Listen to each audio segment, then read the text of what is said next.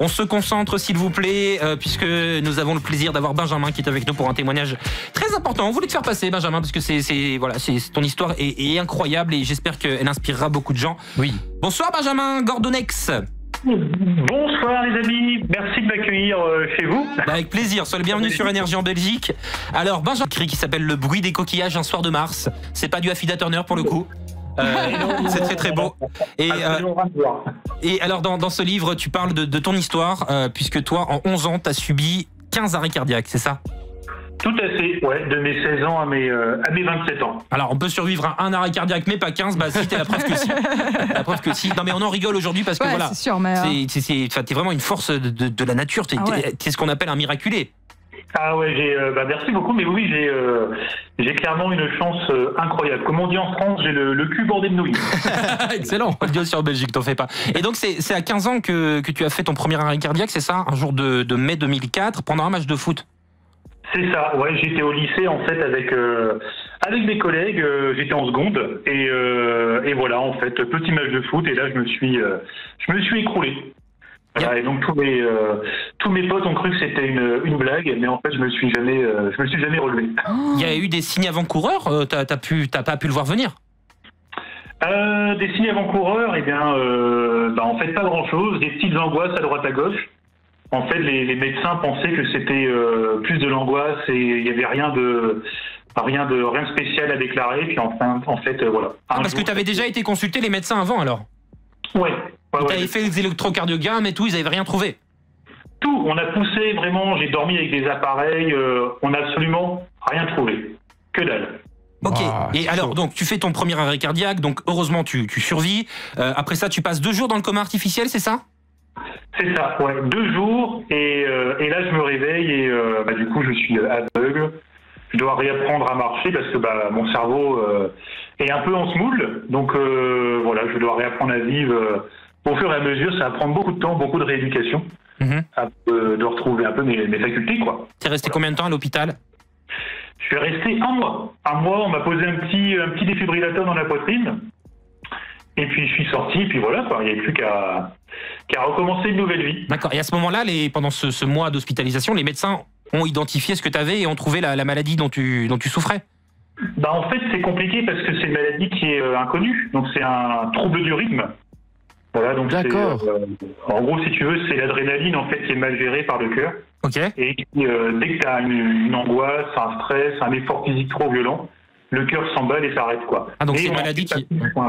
Donc ça repose vraiment sur tes émotions, quoi. Les émotions et les efforts physiques, mais intenses, vraiment intenses. Ok, et alors comment, quand on a 15 ans, comment on prend ça dans la tête? Est-ce que on s'en rend vraiment compte? Enfin, tu as réagi comment à 15 ans? C'est très compliqué parce qu'à cet âge-là, c'est le moment où on sort avec des copains, on fait la fête, on fait du sport et tout. Puis moi j'ai dû un petit peu me mettre de côté tout de suite, donc ça a été très compliqué au début, honnêtement, de gérer ça. Mais j'avais un super ami en fait qui m'a permis de surmonter la chose, quoi, le mieux possible en fait. Et donc ouais, tu nous as dit les médecins décident de t'implanter un défibrillateur et ils ont bien fait puisque ce défibrillateur va te sauver la vie en quelques mois plus tard.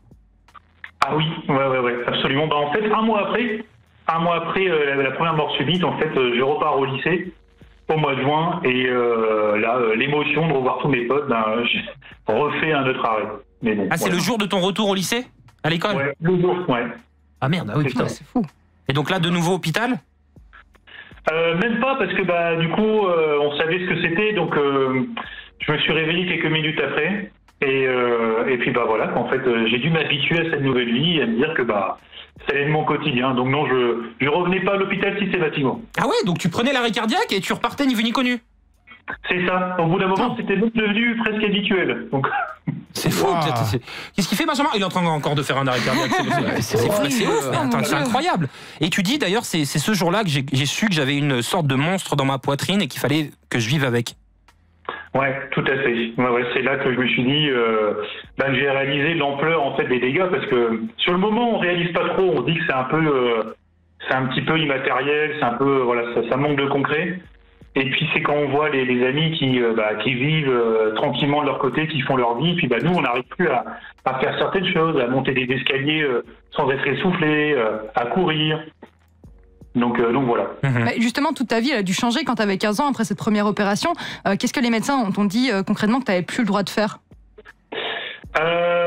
Alors ils m'ont dit que j'avais pas le droit, vu que j'ai avec mon défibrillateur, j'ai pas le droit d'aller sous l'eau par exemple, de faire tout ce qui est la plongée sous-marine, tout ce qui est sensation, donc saut en parachute, la course à pied, le tennis, voilà, tout ce qui est effort intense en fait. Hein. Mais c'est pratiquement imperceptible en fait, on peut pratiquement pas le voir. Bah oui, c'est ça. Et en plus, à chaque fois, vraiment, on te sauve in extremis. Oui, parce qu'en fait mon cœur s'arrête et puis le défibrillateur le ramène systématiquement quoi. Et t'as même été jusqu'à faire 4 arrêts cardiaques en une journée. Wow. Oui, ouais, tout à fait. Ça c'était une crise d'angoisse qui a vraiment mal tourné. Le jour du baccalauréat. Ouais. En fait, voilà, je marchais dans la rue, puis là j'ai fait une crise d'angoisse. Et là, en fait, mon défibrillateur n'a pas arrêté de choquer. Et voilà, donc beaucoup d'électricité dans le corps après ça. Ok, et oui, d'ailleurs, tu dis que tu avais plus peur du choc du défibrillateur que de la mort en elle-même. Ouais, oui, parce que c'est tellement violent, en fait, c'est l'équivalent d'un coup de sabot de cheval en pleine poitrine. Ah oui. Donc c'est vraiment hardcore. Et est-ce qu'à force, comme ça, parce que tu en as subi combien des arrêts cardiaques, plus de 15, c'est ça? Alors ma cardiologue m'a dit plus de 15. Moi je pensais 15, mais en réalité, apparemment, j'en aurais fait un petit peu plus. Et est-ce qu'à force d'être victime de ces arrêts cardiaques, t'arrivais à les anticiper?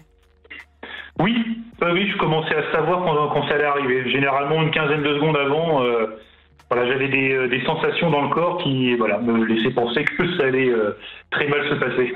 Mais tu dis 10 secondes avant, tu savais que t'allais mourir, quoi. C'est fou. Oui. En fait, je sentais une sorte de froideur dans la poitrine, le cœur qui s'emballe, mais à une vitesse phénoménale, les jambes qui lâchent. Et généralement, en 10 secondes, c'était fini. Ouais. Et qu'est-ce qu'on ressent quand on fait une crise cardiaque? Eh bien, on a une peur terrible, en fait, hein, qui est vraiment... on se sent sortir, en fait, de son corps. Donc, comme si on s'abandonne totalement, on s'évanouit, mais bon, les cardiologues disent que c'est la mort la plus douce qu'on puisse avoir. Ah oui. Donc, parce qu'en fait, il n'y a pas de douleur quelque part. En fait, il n'y a pas de douleur, c'est comme si on s'endormait à une vitesse dingue. Est-ce que tu as vu, comme tout le monde le décrit, la lumière au bout du tunnel? Non, j'ai vu Affida Turner. Quel génie. Et t'es vite revenu. On comprend pourquoi t'as survécu. Voilà, elle m'a ramené de l'au-delà, en fait. Hein, c'est pour ça. Non, mais je voulais savoir si, du coup, avec tout ça, t'avais une conviction sur le fait qu'il y ait ou pas quelque chose après la vie, après la mort. J'aimerais bien, mais malheureusement, alors j'ai eu des hallucinations, des trucs chelous, en fait, hein, qui me sont arrivés pendant que j'étais inconscient, mais j'ai rien eu de critique. En tout cas, j'ai pas eu de révélation. D'accord. Et est-ce qu'aujourd'hui, tu es toujours à risque d'avoir un arrêt cardiaque? Est-ce que tu peux le prévenir? Est-ce que tu es apte à pouvoir réagir directement si ça arrive? En fait, j'ai été opéré donc en 2016 par un très très très grand cardiologue, un des plus grands au monde. Et en fait, je n'ai plus fait la moindre mort subite depuis 2016. Donc en fait, c'est cool. C'est une bonne nouvelle. Ouais. C'est super. En fait, la maladie est enrayée, donc elle est possiblement génétique, mais elle est enrayée. Donc je suis plus rien depuis 2016. Mais pourquoi ils ont mis 11 ans à t'opérer? Parce que je pense que c'était pas au point. Je pense que la technologie n'était pas encore arrivée à ce point-là.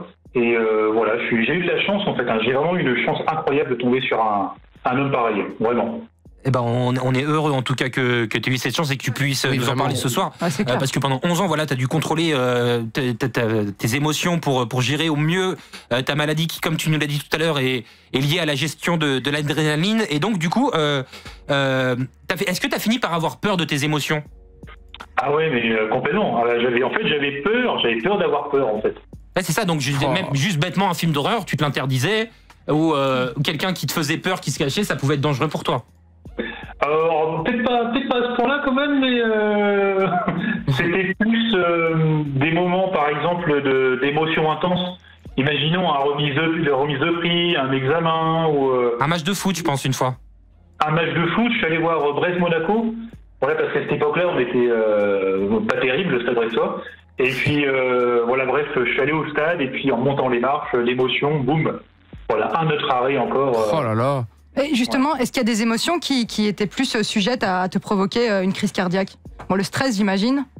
Ouais, le stress, généralement c'est très négatif. Hein. C'est surtout la peur en fait. Hein. C'est vraiment la peur de faire quelque chose d'anticipation. Ouais. Et tu as développé des phobies suite à ça qui te suivent toujours aujourd'hui? J'ai toujours des phobies. Ouais, en fait j'ai la peur de. Ça peut arriver en fait la peur de marcher, la peur de faire un effort physique, de me retrouver dans un endroit où il n'y a rien, de ne pas être secouru. Voilà, c'est un amoncellement de petites peurs. En fait, c'est ça, la peur de ne pas être secouru, vraiment. D'accord. Pardon, attends, juste Benjamin Gordonnex est avec nous. Il a survécu à plus de 15 arrêts cardiaques en 11 ans. Il nous raconte son histoire, dont il parle aussi dans son livre, Le bruit des coquillages, un soir de mars. Vas-y. D'accord. Et du coup, est-ce que tu dois modéliser tes journées en fonction de ce qui t'est arrivé avant, malgré que tu n'aies plus d'arrêt cardiaque? Est-ce que tu dois faire attention tous les jours aujourd'hui? Oui, alors, par exemple, j'ai un traitement. Hein, donc, j'ai des cachets que je prends tous les jours. J'ai une valise dans ma chambre. J'ai une valise qui est reliée à une Livebox, voilà, et qui me permet d'envoyer des constantes, par exemple à l'hôpital pour me suivre. Ah ouais. Voilà, je fais beaucoup de méditation aussi. J'apprends à respirer. Mais après, j'ai pas vraiment de contre-indication. Juste le café. Faut pas trop éviter sur le café et la cocaïne. Oui, c'est mieux de toute façon. De toute façon, pour tout le monde, c'est mieux. Oui, c'est vrai. Mais genre, clair. Ok, très bien. Mais et tu dis quelque chose de très fort. Tu dis que cette enfance qui a été très traumatisante, forcément, puisque en 11 ans, tu as subi plus de 15 arrêts cardiaques, ça t'a malgré tout permis d'atteindre une forme de bonheur que les autres ne peuvent pas atteindre selon toi. C'est quand même fort ce que tu dis. Bah oui, parce que je pense que tous les gens qui ont vécu des moments compliqués comme ça, forcément tous les petits moments de la vie, on les savoure beaucoup plus. Quand on se lève le matin, le moindre petit truc, boire un petit café, voir le soleil se lever, ça prend une autre importance en fait. Et c'est perdre son boulot, casser sa voiture, finalement ça devient un peu secondaire, quoi. Donc c'est pour ça que c'est une sorte de bonheur, c'est que on réalise que la vie est plus belle, quoi. Et on profite des choses simples et puis non mais franchement bravo à toi, et c'est un témoignage qui est très inspirant et vous voulez t'avoir ce soir dans l'émission. Coco. Et j'imagine que pour tes proches ça a dû être hyper compliqué. Est-ce que t'as pas eu une surprotection et est-ce que ça t'a pas un petit peu saoulé à par moment? Mais ça c'est une très très bonne question, ça. Eh oui. Oui, c'est vrai que j'ai été surprotégé, mais à juste titre, hein, parce que pour mes parents, pour mes sœurs et tout, c'était quand même compliqué à gérer. Donc, forcément, c'est vrai qu'il y a un moment donné, quand j'étais plus jeune, quand j'étais ado, en fait, forcément, ça pouvait me saouler un petit peu, mais en réalité, ça m'a plus fait de bien qu'autre chose. Ça permet quand même de traverser la maladie plus sereinement, quoi.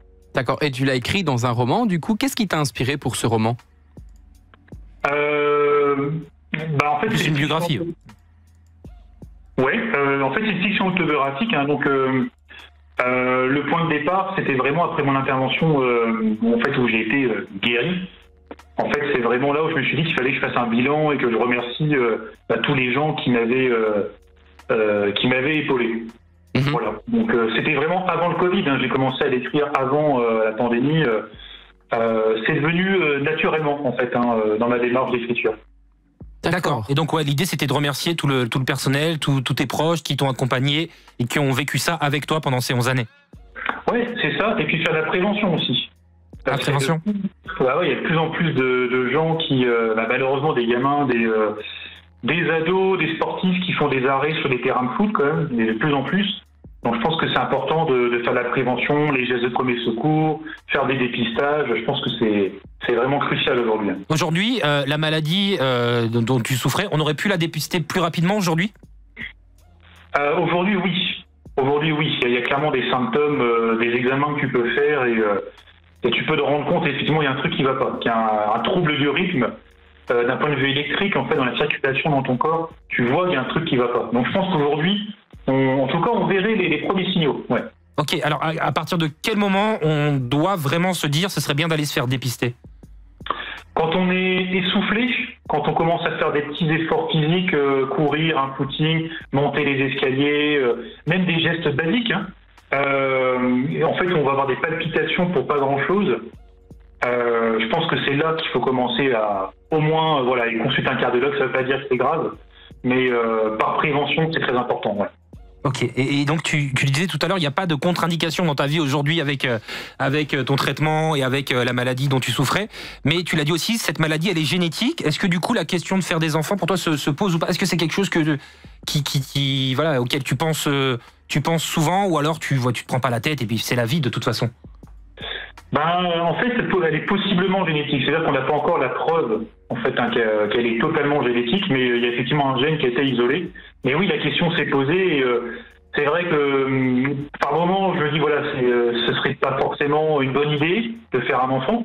Je me dis bon, est-ce que ce serait pas un peu égoïste? Et puis d'un autre côté, je me dis que voilà quoi. Je veux dire, on n'a qu'une vie et c'est pas dit en fait que je vais lui transmettre quoi que ce soit. Je veux dire, c'est pas obligatoire. Donc, voilà, je vais pas le cacher. Je suis encore un peu dans ce dilemme. C'est normal. Ouais. Dans la réflexion, mais tu penses pas que si jamais, et je te le souhaite, si tu veux un enfant et que tu en as un, il y a pas moyen de voir ça avant l'accouchement, qu'il y a peut-être un problème et essayer de régler tout ça avant? Ouais, complètement. Tout à fait. Même il y a des choses qui existent aujourd'hui. Où on peut imaginer des traitements pour dès la naissance de l'enfant, le prévenir pour éviter que la maladie se développe complètement. Donc il y a des choses qu'on peut faire aujourd'hui, mais c'est pas encore assez développé, clairement. Benjamin, c'est quoi le message que tu veux faire passer ce soir sur Énergie et via ton livre aussi? Eh bien, moi, le message que j'aimerais faire passer, c'est que si vous êtes au bout du rouleau, que vous pensez avoir tout perdu, eh bien, moi, je pense que humblement, je suis la preuve vivante qu'on peut réussir à se relever, que c'est très important de croire en ses rêves, que tout est possible, vraiment. Bravo à toi, merci d'avoir été avec nous, Benjamin Gordonex. Allez le suivre sur les réseaux sociaux, allez acheter son livre, Le bruit des coquillages, un soir de mars. C'est très inspirant comme le témoignage qu'on a entendu ce soir, donc merci infiniment à toi d'être passé par ici. Merci Mike, merci à tous. Mike. Dès 19h sur Énergie.